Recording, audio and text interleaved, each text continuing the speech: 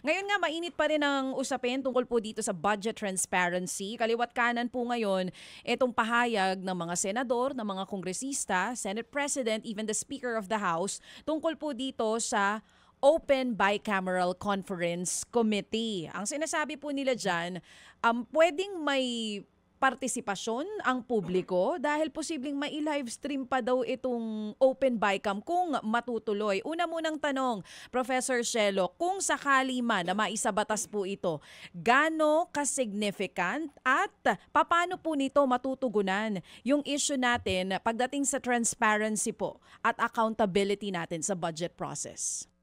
Oo, kasi alam nyo yung kasalukuyan, yung mga bicameral conference committee meeting, ito po yung final stage na 'no, nagfa-finalize na tayo ng batas at ang, goal sana niyan ay ayusin lamang ang pinagkaiba ng version ng House of Representatives at Senado.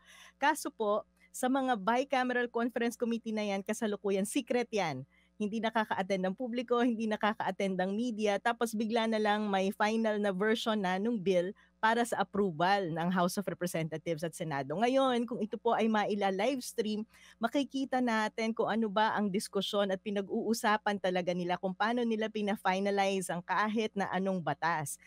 Specifically po, halimbawa sa budget, makikita natin kung ano ba yung dinadagdagan, binabawasan, paano nila nire-reconcile ang differences. Kasama nga din po sa panawagan natin ay hindi lamang i-live stream, maaari ding manood in person ang mga civil society at ang media at ganun din mag-produce sila ng matrix na document.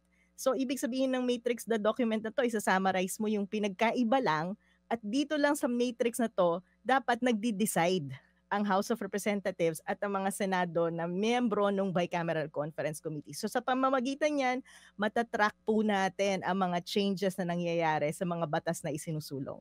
Ngayon ba may existing rules ang Senado or even Congress na talagang bawal sa publiko itong Bicam?